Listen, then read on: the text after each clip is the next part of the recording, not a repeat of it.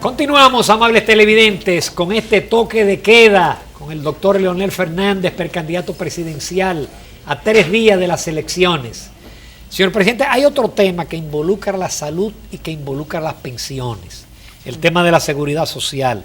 República Dominicana escogió el modelo de Chile, y Chile después de 39 años se ha dado cuenta que la gente se pensiona con menos que el salario mínimo. Incluso el Estado, en algunos casos, tiene que aportar recursos. Sí.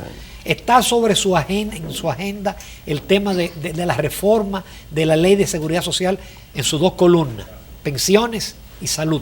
Bueno, es parte del debate nacional en estos momentos. ¿En qué medida un modelo de capitalización individual puede ser eficaz para un trabajador que ha agotado su ciclo laboral y pasa a pensión, o acceder a un sistema de seguridad social? Mire, primero la parte positiva. Nunca el ahorro nacional había sido tan grande como el que hemos logrado con los fondos de pensiones. Estamos hablando de 600.000 millones de pesos, o lo que sería igual, 10.000 millones de dólares. Interesante que el mayor ahorro nacional en la historia financiera de la República Dominicana corresponda a los obreros de la República Dominicana. Alguien diría en forma paradójica que los obreros dominicanos forman la oligarquía financiera de nuestro país, si lo vemos en términos del volumen de los recursos acumulados. Ahora bien, el tema está cómo multiplicar esos recursos que pueden servir para financiar las pensiones, ¿verdad?, de trabajadores que han tenido salario mínimo y que por lo tanto la pensión que recibirían sería prácticamente inútil para garantizar una vida de calidad. Ahí está el poder utilizar esos recursos para inversión en proyectos de infraestructuras, por ejemplo, que puedan representar un retorno que multiplique esa riqueza que ya existe. Lamentablemente, por razones de la economía dominicana, buena parte de esos recursos se ha utilizado en la colocación de bonos por parte del Banco Central para resolver el tema del déficit cuasi fiscal de la crisis financiera del 2003 y el Ministerio de Hacienda para financiar parte del déficit presupuestal. Bueno, no es que no le deja de ingresar recursos adicionales por pago de interés, pero pudiera ser mayor si se invirtiese en proyectos que beneficiasen a la propia clase trabajadora, como sería la construcción de proyectos de viviendas populares, ¿verdad? En fin. Entonces, por la vía de fondos de pensiones, yo no veo el tema tan grave todavía, porque el volumen que se ha generado es muy alto y por tanto va a permitir satisfacer las necesidades post periodo laboral de los trabajadores dominicanos. Pero ya hay síntomas preocupantes de algunas cosas que están ocurriendo. Por ejemplo, el hecho de que se haga un pago único. Un trabajador ha terminado su periodo de laboriosidad útil y le hacen un pago por 125.000 pesos y ya no hay más pensión. Entonces, ese trabajador que ganaba 12.000 pesos al mes va a sentir que 125.000 pesos es una fortuna, pero eso se le va a acabar. Y cuando se le acabe ya no hay más ingresos por otra parte. Yo eliminaría el pago único y que sea una pensión a lo largo de la vida, que no se le agote hasta a lo que tiene mérito para eso. A los pensionados, a los pensionados. Exacto, a los que, sí. A los que tienen el derecho a la pensión, yeah, que tenemos que buscar la manera de ingresar a todo el mundo, porque a la pensión también deben entrar los trabajadores informales.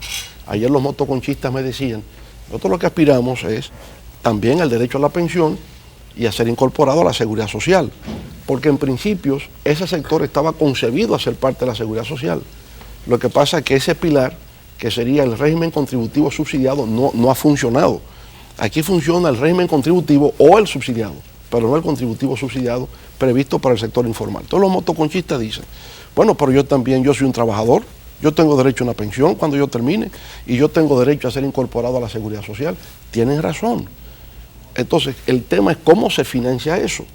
¿Cómo se puede financiar? Las trabajadoras domésticas tienen derecho a la pensión y tienen derecho al seguro social. Entonces, nosotros hemos logrado cosas. Vamos a ver si logro aclarar esto. En el 2004, cuando llegamos, en el régimen de seguridad social había 34.000 afiliados. Hoy hay 6 millones. Es un avance. ¿Cuál es el debate hoy día? Que esos 6 millones no tienen acceso a una cobertura universal.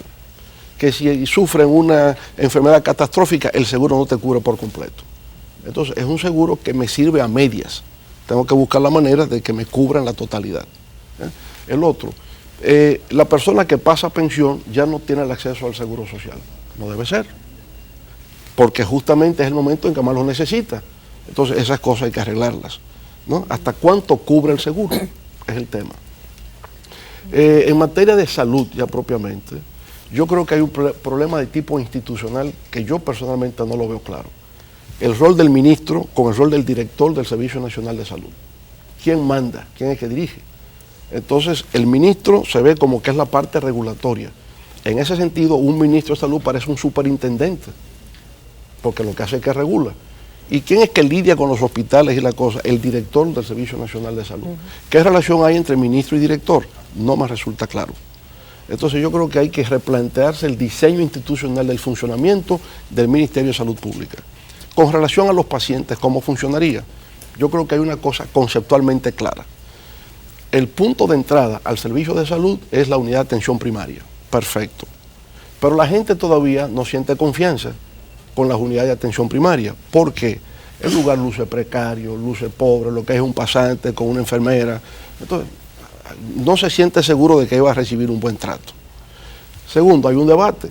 Las clínicas privadas y el Colegio Dominicano de Médicos sugieren que el modelo actual no debe ser solo estatal. Las clínicas entienden que las unidades de atención primaria estatales les restan a ellos posibilidad en sus negocios de salud, porque las clínicas son negocios de salud.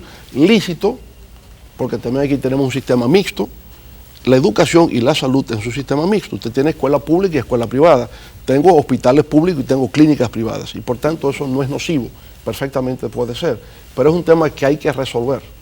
¿Queremos unidades de atención primaria mixtas o solamente estatales? ¿Cómo será? ¿Por qué no podría ser privada? Al fin y al cabo, ¿verdad? El Estado pone los recursos que el paciente decida, escoja si quiere ir a una clínica o si quiere ir a una unidad de atención primaria pública. Por ejemplo, lo que pasa en Estados Unidos con las escuelas. Hay una escuela pública, los padres creen que esa escuela pública es mala.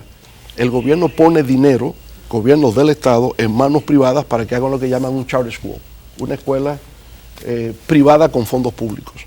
Puede haber una unidad de atención privada con fondos públicos, ya depende del criterio con que se quiera manejar. El asunto es que no afectemos esa parte privada de salud. Podemos perfectamente que resulte rentable a un precio razonable y a un servicio de calidad. Entonces, esos son los temas que habría que discutir. La atención primaria cambia el modelo, el paradigma de la salud pública, que en lugar de ser curativa se convierte en preventiva. No estamos para curar enfermos, estamos para prevenir enfermedades. Y yo creo que ahí también el concepto es correcto.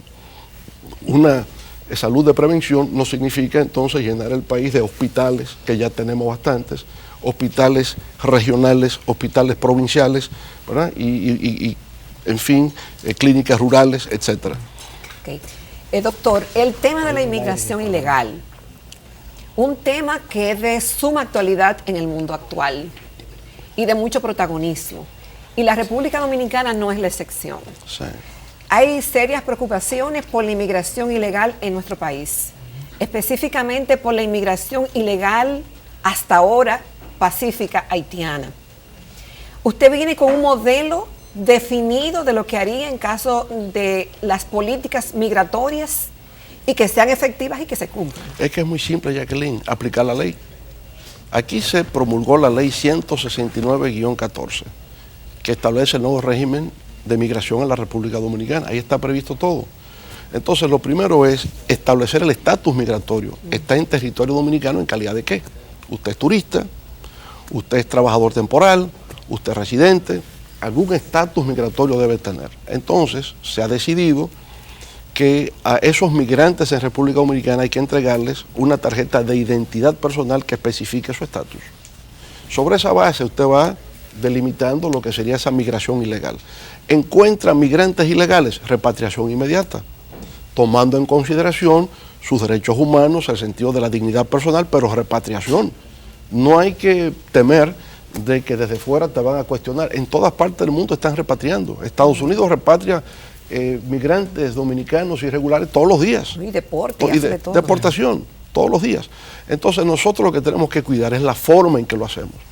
que no luzca atropellante, que no luzca desconsiderado, que no luzca inhumano, perfecto, pero sí repatriación permanente, todos los días, eso tiene que hacerse, ¿verdad? Lo otro es el código de trabajo, y aquí tiene que haber un consenso en la sociedad dominicana, porque a veces pedimos cosas, pero cuando vamos a la realidad, entonces nadie la quiere aceptar. El código de trabajo establece que el 80% de la mano de obra es dominicana, pero hay muchas áreas donde predomina trabajadores migrantes sobre la fuerza laboral dominicana, específicamente el caso de la construcción. Sí, obviamente, si usted establece 80% de mano de obra dominicana en la construcción, el costo de la construcción va a subir. Están los consumidores, usuarios dominicanos dispuestos a pagar la diferencia, ese es un tema. Correcto, entonces nos interesa algo por un lado, pero entonces no queremos asumir los costos, lo que eso significa por otro lado. Es decir, ahí estaría el problema, pero también reconocemos lo imprescindible que resulta para nosotros aplicar en forma rigurosa esta ley de migración en República Dominicana, porque la situación en Haití es cada vez más precaria, en todos los órdenes. Yo he llamado en estos días a Haití por vez primera, porque antes creía que quizás el término era excesivo, pero en estos días sí he considerado que es un Estado fallido. Es un Estado fallido. ¿Usted no favorece ya el muro fronterizo? Esa es una visión. Hay distintas maneras de hacer ese muro. Puede ser un muro físico, puede ser un muro tecnológico. El tema es encontrar la forma eficaz de detener la migración masiva ilegal. Yo pienso que hoy la tecnología te permite perfectamente con cámaras, drones, que ya se está usando. El actual gobierno ha empezado un proceso de colocación de tecnología de punta para evitar, pero también los funcionarios que tenemos en Haití, que no den visas de más, ¿verdad? Que no incurran en corrupción, como dice Jacqueline, porque también hay mucho de todo eso. Claro. Para cobrar un dinero que no le corresponde, dan visas de más, entonces vienen esos problemas.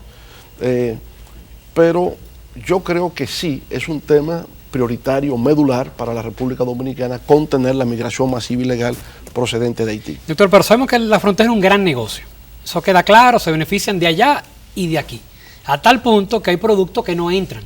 Tienen terminantemente prohibida la entrada, pero hay otros que de manera olímpica pasan. ¿Se puede romper esas mafias? Sin duda, todo se puede romper cuando hay una actitud en esa dirección. Yo diría, establecer la frontera como área prioritaria de desarrollo de la República Dominicana. Porque mire qué está ocurriendo. Área prioritaria de desarrollo. De desarrollo, ¿Y sí. cómo sería eso? ¿Por qué? Porque ahora mismo hay una despoblación. La población en Pedernales es 20.000 personas. Pedernales 20.000, es un barrio, menos que un barrio de la capital. Pero al lado de Pedernales queda Ancepitre. Y todos los días cruzan los haitianos de Ancepitre a Pedernales y a toda esa zona. Montecristi es una zona despoblada. Lo único poblado que está por ahí es Dajabón. Y lo es por el mercado binacional, fundamentalmente, que crea una dinámica comercial. Hay que establecer una política de repoblación fronteriza. ¿Cómo lograrlo?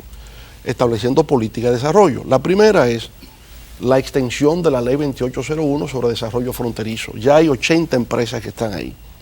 Esas 80 empresas generan 10.000 empleos directos. Hay que promover nuevas empresas en esa zona por ahí, para empezar. Eso permite entonces que más gente acuda porque encuentran fuentes de empleo. Desde Montecristi, Dajabón por igual, pero sería Pedernales, sería Elías Piña, las 5 provincias que forman la frontera. Usted crea condiciones de desarrollo, ganadería, agricultura, todo eso puede ser perfectamente. Un área que he visto con sumo interés es el desarrollo de la energía renovable en esa zona. En Juancho, por ejemplo, ya usted tiene energía eólica que está funcionando, las turbinas eólicas están allí. También energía solar se está instalando en la zona, lo que significa también fuentes de empleos, mantenimiento de todo eso para la gente que vive allí. En síntesis, una manera de poder frenar es consolidando el CESFRON, repoblando políticas de desarrollo en la frontera, tecnología, y yo creo que de esa manera podríamos frenar.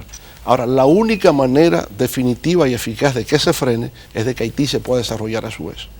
Y el tema de Haití, yo lo veo hoy día como un tema de la comunidad internacional, el poder aplicar políticas de ayuda humanitaria. Pero quieren cargarle a uno ese dado, o sea, quieren una solución dominicana al problema haitiano, y eso no se logra. Pero se ha salido de todo control. Hoy la migración haitiana se va a Quintana Roo en México, se va a Brasil, se va a Chile, se va a Jamaica, se va a las Bahamas, está dispersa ya porque hay una situación que ya es insostenible internamente en Haití. Su lugar de preferencia es República Dominicana, pero saben de las limitaciones también de esa migración y eso está fluyendo hacia otras partes de la región en América Latina. Presidente, vamos al ámbito internacional. Usted es un experto en enfrentar crisis. Usted tuvo la crisis de la zona franca, la crisis mundial de los precios, la recesión financiera global. Todo apunta, y los expertos pronostican que en el próximo año habrá una recesión global, lo que no se sabe el calado de esa recesión global. Yo quiero conectar esa pregunta con el hecho de la guerra comercial entre los Estados Unidos y China. Y en su gobierno, ¿qué papel jugaría nuestro principal socio comercial, los Estados Unidos, y las relaciones con China, que fue muy criticado el momento en el cual se establecieron por parte del Departamento de Estado de los Estados Unidos? Mire, República Dominicana, desde que llegamos nosotros al gobierno, se ha planteado una diversificación de sus relaciones internacionales. Obviamente, las relaciones más importantes son los Estados Unidos. Proximidad geográfica, principal economía del mundo, 1/10 parte de la población dominicana vive en los Estados Unidos, recibimos las remesas de allí, el 85% de las exportaciones es Estados Unidos, obviamente no podemos darle espaldas a la relación con Estados Unidos. Pero eso no significa que no tengamos la libertad o la capacidad soberana de autodeterminación como Estado de establecer vínculos con otros países. En ese sentido, China es la segunda economía del mundo, con tendencia hacia el 2040 de ser la primera economía mundial, y quizás antes. Quizás no más rico que Estados Unidos, porque aquí hablamos de un tema de población. En el caso de China son 1.300 millones de habitantes, Estados Unidos 350 millones de habitantes. Entonces hay un tema entre capacidad productiva, factor demográfico, para poder establecer realmente cuál es la principal potencia del mundo. Para mí lo seguirá siendo Estados Unidos, por la economía, por la capacidad de innovación y por el poder militar. El presupuesto norteamericano, ¿verdad?, es equivalente al presupuesto de los otros 9 países que siguen sumados. Wow. Entonces es una cosa fabulosa lo que hay ahí. Entonces Estados Unidos, China, por supuesto, relaciones con el resto de América Latina, relaciones con Europa. Fíjese cómo eso se va, y con Rusia, porque se va expresando. Ya hay turistas rusos que vienen a República Dominicana. Si no tenemos la relación con Rusia, eso no se da. La relación con China, eventualmente vendrán turistas chinos a República Dominicana. Yo no lo veo en el corto plazo. Yo siento que un mercado turístico por lo menos se toma 10 años para desarrollarse. Usted puede empezar hoy y es en 10 años que usted va a ver el gran flujo de turistas chinos viniendo a República Dominicana. Ojalá sea antes, pero yo creo que desarrollar mercados turísticos toma tiempo. Entonces el mercado nuestro es el mercado norteamericano de turistas. La mayor cantidad de turistas vienen hoy día de Estados Unidos. De Europa está viniendo menos, están viniendo menos turistas alemanes, menos turistas británicos, pero es la situación europea. Europa ha estado con un estancamiento económico durante una década por la aplicación de políticas de recorte al gasto público para hacer frente a la crisis financiera global. De América Latina vienen turistas de Argentina, vienen turistas chilenos, ¿verdad?, vienen turistas de algunos de esos países, de Colombia están llegando algunos, pero el mercado sigue siendo Estados Unidos. Entonces República Dominicana en su política exterior tiene que mirar el mundo. Su eje central, Estados Unidos, pero tiene que diversificar esa relación, ¿verdad? Y eso es lo que hemos hecho. Si República Dominicana no establece relaciones con China, no tendría un puesto en el Consejo de Seguridad de Naciones Unidas. Nosotros lo intentamos durante mi gobierno, llegar al Consejo de Seguridad, pero al no tener relaciones diplomáticas con China, que no fue falta de voluntad, sino que China y Taiwán habían llegado a un acuerdo de congelamiento de nuevas relaciones, porque el gobierno nacionalista de Taiwán, de Chiang Kai-shek, el Partido Nacional, estaba llegando a negociaciones con China de reconocer la idea de 2 sistemas, un solo país. Cuando llega la oposición, eso se rompe y por eso es que pudimos entrar a establecer los vínculos con China, como en el caso de El Salvador por igual y Panamá. Pero eso estaba congelado. Ahora, al establecer las relaciones con China, el voto africano fue a favor para poder ingresar al Consejo de Seguridad. China es muy influyente con países asiáticos y con países africanos para el voto en Naciones Unidas. Eso lo permitió. Es decir, ¿usted entiende que este gobierno ha continuado la línea que comenzó usted en su primer gobierno de más apertura internacional, de tener una presencia y de ampliar nuestras relaciones internacionales. Sí, ahí es decir, valida, se continúa haciendo lo que estaba bien. Lo que estaba bien. Es decir, que este gobierno en materia internacional, de relaciones internacionales, lo ha hecho bien. Sí, y de hecho nosotros fuimos que sometimos la candidatura de República Dominicana para que en el 2018 pudiéramos acceder al Consejo de Seguridad. Bien. Cuando ya sabía que no iba a ser presidente de la República. Pensamos en el Estado Dominicano, en la República Dominicana. Con ese panorama internacional adverso, la necesidad de una reforma fiscal integral en el país, ¿usted vislumbra un país que siga creciendo, siga desarrollándose, aún con todo este juego en contra? Mire, es que paradójicamente la República Dominicana ha crecido y se ha desarrollado justamente porque ese panorama ha estado en contra. Paradójicamente. CEPAL proyecta para este año un crecimiento de 0,5% para América Latina. República Dominicana estará cerca de 5%. Ahora, ¿qué ha influido? ¿Por qué razón, sobre todo América del Sur, se desploma y República Dominicana, sin embargo, mantiene una tasa de crecimiento?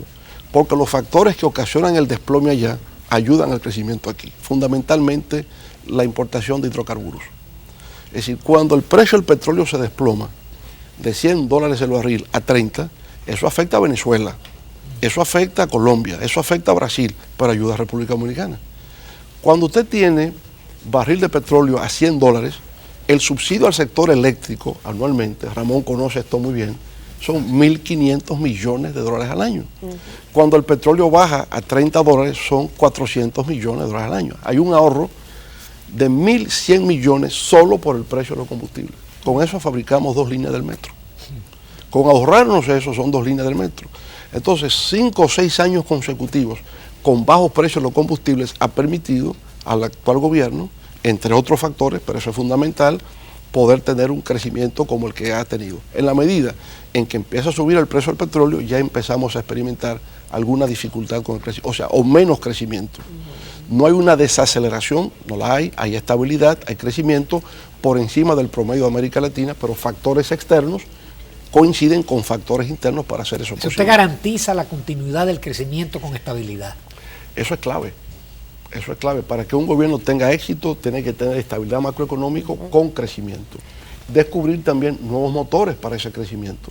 Por eso es que decimos que hay que combinar un modelo exitoso en términos relativos que hemos tenido durante 50 años, acelerado en los últimos 20, que es un modelo de trabajo intensivo, combinarlo con uno de capital intensivo, que genere mayor volumen de riqueza que el que hemos tenido y a través de una política fiscal redistributiva sea incluyente para todos los sectores de la vida nacional. Y justamente... un invitado, una persona por teléfono, me acaba de llamar, una persona humilde, preocupada por el tema de la vivienda. Sí. ¿Qué haría su gobierno en materia de vivienda? Tenemos un déficit habitacional de 1.200.000 unidades. Por tanto, también es un tema clave. ¿Cómo hacerlo? El gobierno asume una parte que tiene que ver con construcción, remodelación, cambio de piso, de tierra por cemento, todo ese tipo, ¿no? Pero al mismo tiempo, a través de la fiduciaria, poder establecer mecanismos con el sector privado, con el bono tierra, algún tipo de facilidad para abaratar los costos de la vivienda, poder masificarlas y enfrentar el problema del déficit habitacional de República Dominicana. Reconocemos que ese es uno de los temas sociales más sensibles, el déficit habitacional. Hay otra parte que tendría que ver también con la vivienda de alquiler, que tenemos que explotar ese otro renglón, ese otro mercado de vivienda para alquiler. Hay gente que no tendrá las posibilidades del crédito para la compra, para la propiedad, pero transitoriamente puede ser de alquiler. Buscar viviendas de bajo alquiler que permitan un mecanismo de dignificación de la condición humana hasta que esas familias estén en condiciones de acceder a un crédito y tener la propiedad de su vivienda. ¿Pero cómo se haría eso, presidente? Se requiere, lo de alquiler, se requiere una nueva ley. Se requiere ya. una nueva ley que cree incentivos para la inversión de construcción de viviendas para fines de alquiler. Ok. Yo tengo una pregunta, presidente, porque hay dominicanos en todas partes del mundo. Sí. Y especialmente nos ven mucho en Estados Unidos. Les haré un cuento que ustedes no me van a creer. Un día estoy con Juan Marichal por la Quinta Avenida de Nueva York. Ajá. Eso fue como en el 2002. Y entonces, caminando nosotros, vimos el Trump Tower, este edificio de Donald Trump. Y por curiosidad decidimos entrar. Estamos abajo viendo las tiendas del Trump Tower. Y aparece un ascensorista que es dominicano. Y nos dice que él es el ascensorista de Donald Trump. Que él nos vio y que le dijo a Trump que nosotros estábamos ahí. Entonces, bueno, el ascensorista nos llevó a la oficina de Donald Trump.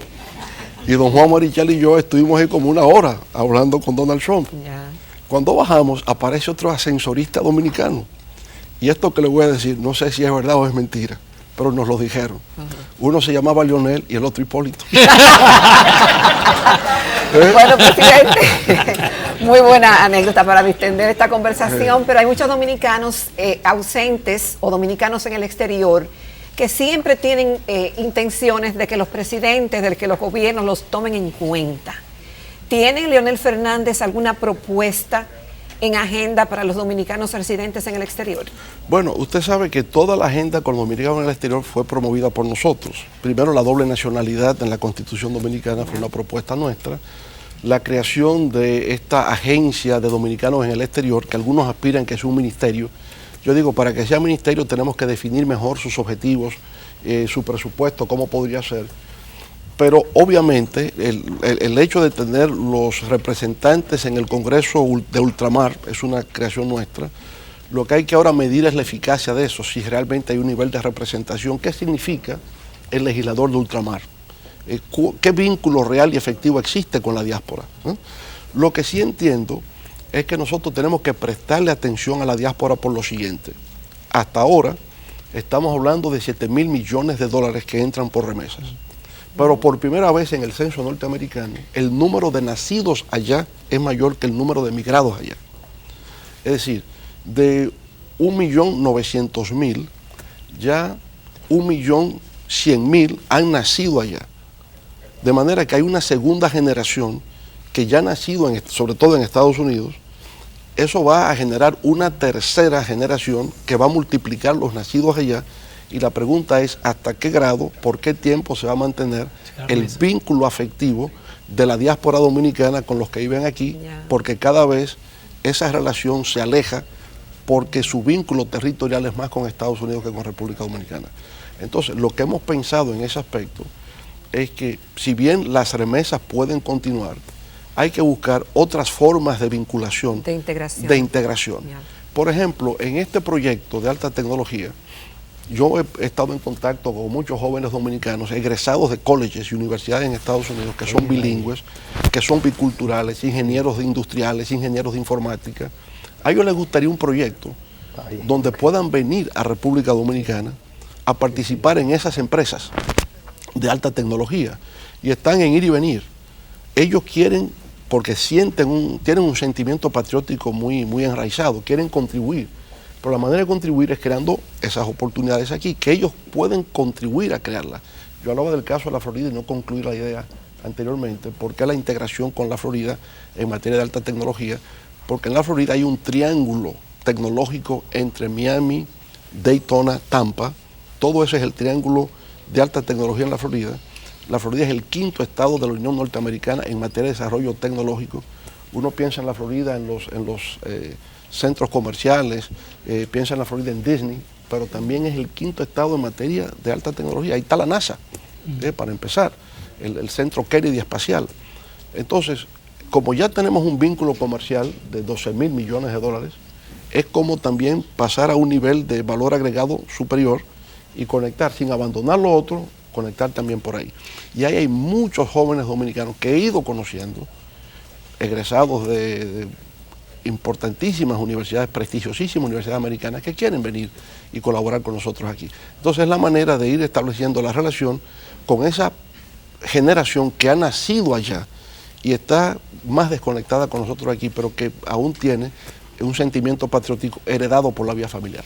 Presidente, ¿usted tiene ideas claras de qué haría de llegar al poder? Desde el primer día. Pero para ello, dice el refrán popular, que papeleta mata a menudo. Pero usted decía ayer que el pueblo mata papeleta. Es que el pueblo está por encima de todo. Pero aún un sistema clientelar como República Dominicana. El soberano es el pueblo. Y yo tengo una frase que los compañeros me recuerdan, que no hay fuerza alguna que pueda detener un pueblo cuando decide ser el arquitecto de su propio destino. Y eso es así. Cuando los pueblos se sienten indignados, cuando los pueblos se sienten atropellados, cuando la gente siente que hay arbitrariedades, se subleva, se rebela. Por suerte que eso se da en un marco democrático. Y en el marco democrático la rebelión es un voto castigo. Cuando la gente se indigna frente a lo que considera, ¿verdad?, es oprobio, cuando la gente considera que es arbitrariedad, que es abuso, esa sublevación es un voto de castigo. Presidente, pero dentro de esa misma línea han surgido encuestas que muestran de que un empate. Hay encuestas que quieren presentar que la cosa está muy cercana o que usted está derrotado. Daría la impresión como que se quiere condicionar a la población a la posibilidad de un tranque. Y si a eso se le suma las dudas que hay en torno al voto automatizado, todavía uno tiene más temor con esa situación. Mire, hay encuestas que están destinadas a manipular la opinión pública, presentar una percepción diferente a la realidad. No dicen claramente si hay un empate, a qué empate que se refiere, si hay intención de voto o expectativas. Sí. Entonces, usted puede decir, como hoy, la empresa Mark Penn, ¿no? Dice 46-46, pero 46-46 ¿de qué? No dice que es intención de voto. Yo tengo otra información sobre esa misma encuesta. En la intención de voto que no publican es 52-41. Oh, Dios. Esa misma. ¿Cómo lo sé? Bueno, eso no se lo puedo comentar a ustedes, ¿no? Porque entonces revelo mi fuente. ¿Cómo lo sabe? ¿Cómo lo sabe? Uno tiene sus Sí, amigos por todas partes. 46-46 es expectativa. Expectativa. Entonces manipulan a la opinión pública, dando a entender que hay un empate, que no existe tal empate. Aún en esa, sesgada, que no está financiada para favorecernos, le llevamos por lo menos 10 puntos de ventaja, que es mucho más que eso. ¿Su apuesta cuánto es, presidente? Nuestra apuesta es, en el mejor de los escenarios, 70-30, en el peor de los escenarios, 60-40. Pero como quiera, con la fuerza del pueblo, venceremos. Bueno.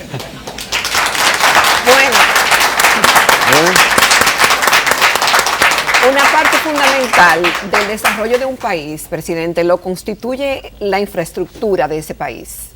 Vemos hoy que la prensa en alguna parte dice que un organismo internacional cuestiona de que no se está invirtiendo tanto en infraestructura en el país. Usted tiene la propuesta República Dominicana 2044.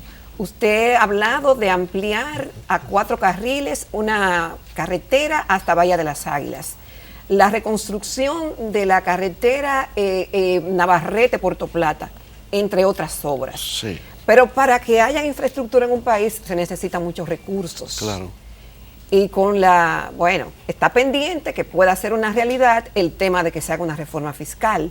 Pero ¿de dónde van a salir todos esos recursos, señor presidente? Sí, usted tiene razón, ¿no?, cuando dice que se cuestiona la baja inversión en infraestructuras. Los técnicos expertos dicen que para que un país acelere su proceso de desarrollo se requeriría una inversión mínima de un 6% del PIB en infraestructuras. Nosotros estamos muy lejos de eso. Y ciertamente en el proyecto de RD 44 hay más de 1.500 proyectos de infraestructuras para los próximos años que contribuirían a una transformación radical de la República Dominicana. Pero su pregunta, ¿de dónde salen los recursos? Sí. Si vamos a depender solo de los recursos fiscales, imposible hacer eso. No hay forma. Entonces, deuda. Entonces, no necesariamente. Usted puede hacer lo que llaman el BOT, que es construir, operar y transferir. Es una modalidad que existe hoy de ingeniería financiera, donde mediante una licitación pública internacional, se convoca a empresas a determinados proyectos, la van a construir, la van a operar y luego que recuperen su inversión, más los índices de rentabilidad, se transfiere al Estado Dominicano. Pero nos ha ido mal con ese sistema parecido que hemos implementado en el pasado. No, pero eso es muy moderno. Aquí no tenemos mucha experiencia en ese sistema. Puede haber también sistemas de concesiones para grandes proyectos de infraestructuras, concesiones. Usted tiene alianzas público-privadas, usted tiene inversión extranjera directa. Es decir, que hay un conjunto de instrumentos de financiación para proyectos de esa naturaleza. Ningún país lo puede hacer contando solo con sus ingresos fiscales. Presidente, ¿sangre nueva o sangre buena? ¿Qué es lo que se necesita? Sangre renovada. Sangre renovada. Claro. Boleta número 3. Sí. Presidente, número 3. El tema eléctrico, uno a veces piensa que, por ejemplo, el tema del coasi fiscal es un tema grave, el tema de la baja tributación, pero el tema eléctrico, usted lo dijo, si el petróleo sube a $100, vamos a tener todavía $1.500 de subsidio. Claro. Hoy en día, este gobierno se ha manejado cómodamente porque ha tenido el precio del petróleo muy bajo. El tema de las pérdidas es un tema grave. Punta Catalina, ¿qué usted haría con Punta Catalina? Porque se habla de que de vender las acciones al sector privado. ¿Y qué idea tiene usted en términos de quién va a continuar la ampliación de la oferta energética, si el sector público o el sector privado? Mire, cuando promulgamos la ley de capitalización en el año 1999, la idea era que las empresas públicas pudieran ser evaluadas en términos de su valor de mercado para atraer inversión privada y establecer un sistema mixto, donde el sector privado pasaría a la administración de la empresa, pero con capital público y capital privado. También promover la inversión extranjera directa. En base a ese esquema, la inversión en generación eléctrica mejoró sustancialmente. Y hoy día el tema de generación no es el problema en República Dominicana, no es el problema. Como tampoco lo es el tema de transmisión eléctrica, ese no es problema. El problema nuestro sigue siendo el tema de la distribución y comercialización, ahí es donde está. Y ese es un problema de la estructura social de la República Dominicana, siempre lo hemos visto. Intentamos poner eso en manos del sector privado, porque siempre se decía, la sede es incompetente porque es del Estado. Había toda una filosofía que lo del Estado es malo y lo privado es bueno. Y hoy sabemos que eso depende, que hay cosas del Estado que son buenas y cosas del Estado que son malas, y cosas privadas que son buenas y cosas privadas que son malas. Depende. El Banco de Reservas es un banco del Estado y es un gran banco. El mayor banco de la República Dominicana es un banco del Estado. Pero los molinos dominicanos eran del Estado y eso no producía las teleras de diciembre. Entonces había que buscar socios privados que invirtieran y hoy día es una empresa rentable, que lo que quisieran es que le vendieran el 49% restante de las acciones para que sea completamente privada. Ahora, ¿por qué lo hicimos así? Porque nosotros venimos políticamente de una concepción progresista, políticamente progresista.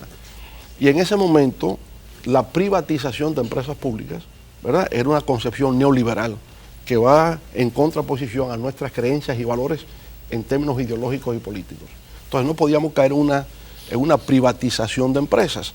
Sabíamos que eran empresas públicas ineficientes, pero teníamos que buscar algo que digamos, diera rentabilidad y que le generara ingresos al Estado dominicano, porque de doble manera, la empresa se recupera, rinde el servicio social que debe hacer, pero al Estado le paga impuestos y por tanto el Estado, en lugar de subsidiar, recibe ingresos.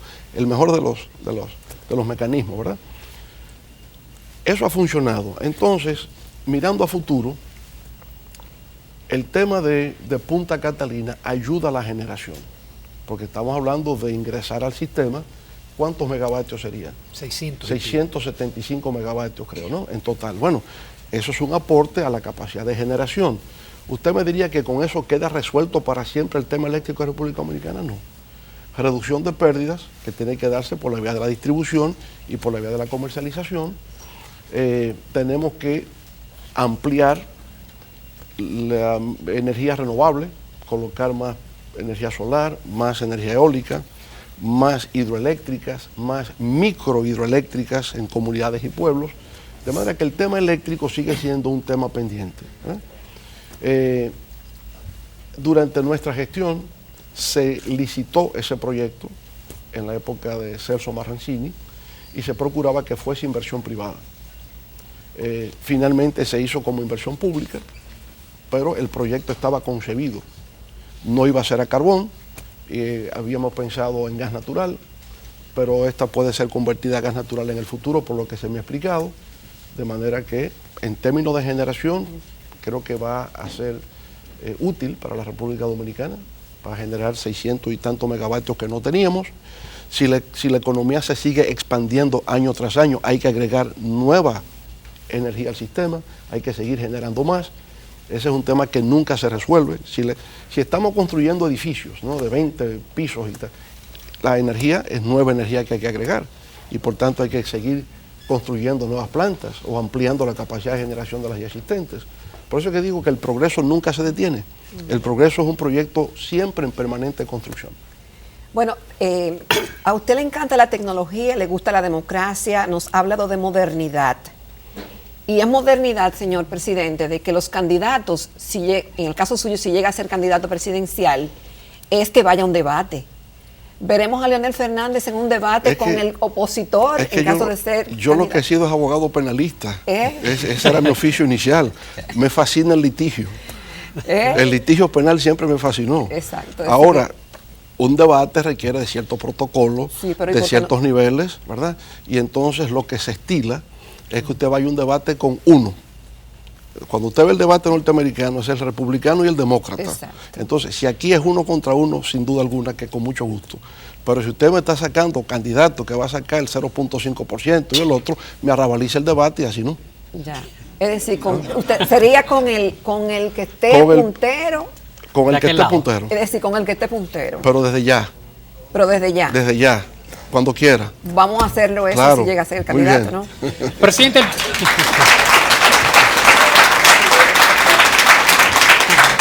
No hay mucha pregunta todavía. presidente, ¿por qué el pueblo debe votar por usted el próximo domingo y no a Gonzalo Castillo? Porque en mi caso hay una trayectoria histórica en el PLD, hay unos méritos acumulados en el PLD, porque hemos estado en el corazón de cada victoria del PLD y yo creo que esos son, digamos, criterios que deben ser valorados por los votantes PLDistas y de la sociedad dominicana. Yo no llegué ayer al PLD, 47 años en el PLD. Hay un mérito histórico, hay una trayectoria. Se le ha representado al PLD triunfo, se llevó al PLD al poder, se le ha mantenido en el poder. Yo creo que ahí hay diferencias notables entre uno y otro. Y por otro lado, se ha aprobado una visión de desarrollo de la República Dominicana puesto en práctica. Sus detractores dicen que usted tiene 3 periodos, que es demasiado, que usted tiene que retirarse y darle chance al relevo, a la fábrica de presidente. ¿Que por qué 5 veces? Pero es que se les ha dado oportunidad. Lo que pasa es que si no concitan el apoyo, ¿qué se puede hacer? Es decir, una cosa es negar la oportunidad. O sea, yo soy el único y nadie puede aspirar. No, se permite que se aspire. Pero si se aspira y nadie lo aspiran, entonces hay que buscar la fórmula que ha funcionado. Eso es lo que ocurre. Ahora, yo puedo ser una 4ª vez, pero ¿por qué? Porque la Constitución me lo permite. Yo no he cambiado la Constitución para ser viable una candidatura, en ningún momento. Pero hay una 5ª vez, 4 o 5 en un Estado democrático, ¿cómo usted lo ve? Franklin Delano Roosevelt fue 4 veces presidente en los Estados Unidos y es un país democrático. Mientras la Constitución lo permita, es una decisión de los electores. Franklin Delano Roosevelt nunca cambió la Constitución para repostularse. La Constitución se lo permitía. Después de él, la Constitución norteamericana se enmendó y solamente se permiten 2 periodos. Barack Obama, cuando termina, dice: termino mi segundo y último mandato. Yo estoy seguro que si fuera candidato podría ganar, pero no se puede modificar la Constitución. Y ese es el caso nuestro acá. Yo no modifico Constitución, pero si me lo permiten, y hay un segmento importante de la población que está dispuesta a brindarnos su apoyo para un proyecto de consolidación democrática, de modernización, de progreso, de bienestar social, pues yo siempre estaría dispuesto a luchar por los mejores intereses de mi país. Ahora hay gente que nos quiere jubilar a destiempo porque bueno, quítate tú para ponerme yo. Hablando de modificación a la Constitución, se está diciendo que se puede unificar las elecciones y habilitar para el futuro al presidente Danilo Medina. Mire, lo que pasa es que es el concepto de reforma. No basta tener mayoría en un Congreso para hacer una reforma constitucional. Una reforma es un pacto social. Requiere diálogo político, concertación y construcción de consenso. Yo sugeriría que cualquier debate sobre la Constitución sea postelectoral. Postelectoral. Para lo que sea. ¿Usted mantendría el concepto del modelo norteamericano? Siempre lo de 2 periodos. De 2 periodos, sí. Ese debe ser. Y si se quiere cambiar, nunca cerrar las puertas, pero dificultarlas. Y en una futura reforma constitucional, la ley que establece la necesidad de la convocatoria de una reforma sea una ley orgánica. 2/3 partes de la matrícula. La ley que modifica en la Asamblea Nacional una supermayoría de 3/4 partes. Que esa ley no permita la reforma que favorezca al incumbente de turno y cuando todo culmine que se someta a un plebiscito. No es que no se pueda cambiar, pero en tales condiciones son unos candados. Pero duro, no son blonditos, se rompen. Sí, quiero decir, no es una rigidez que establece una imposibilidad absoluta, pero sí establece condicionalidades tales que requieren el consenso de toda la sociedad. Presidente, nosotros quisiéramos seguir aquí toda la mañana, pero ya su equipo nos ha señalado que usted tiene otros compromisos. Hay que todavía seguir buscando votos, a pesar de que las encuestas lo dan a usted como ganador y yo creo que una gran parte del pueblo estamos convencidos que usted va a resultar ganador el próximo domingo. Nosotros le agradecemos muchísimo la gentileza de habernos escogido, de estar 1h30 respondiendo todas las preguntas sin ningún tipo de limitación. Así es que No tengo palabras, Gracias, presidente. Ramón. Y esa victoria del domingo será por voluntad de Dios y decisión del pueblo dominicano. Así será. Muchas gracias. Gracias, presidente. Gracias, Honrado Alfredo. con su Gracias, Corín. participación. No, vamos a mostrar todo el grupo que acompaña al presidente. No voy a mencionar a nadie porque voy a correr riesgo De que de se nos omitir olviden nombres. a grandes amigos, porque todos son amigos los que están ahí y amigas los que están ahí. Así que les agradezco mucho. Agradezco mucho a Manuel Corripio, que se encuentra acá en el estudio, a Patricia Soue, que no es la administradora del canal, a todos ustedes. Valentín, caray, Valentín Baez. Muchísimas Claro. gracias por acompañarnos. Hemos llegado al final de este programa especial, histórico. Me dicen que es un toque de queda. La cantidad de preguntas que yo he recibido, presidente, que no puedo hacerla por WhatsApp y de comentarios. De nuevo, muchísimas gracias. Y el 6 es el día. Es el día. El Bueno. día del desembarque en Normandía. El día de Amables Muchas televidentes, gracias. muchísimas gracias por la atención. Este programa va a estar en YouTube en unos minutos, en Telematutino 11RN, también en la página web del periódico Hoy, hoy.com.do. Es decir, que tiene, el que no pudo verla completa, tiene todas las posibilidades de disfrutar y de gustar, porque aquí se trataron todos los temas. Muchísimas gracias.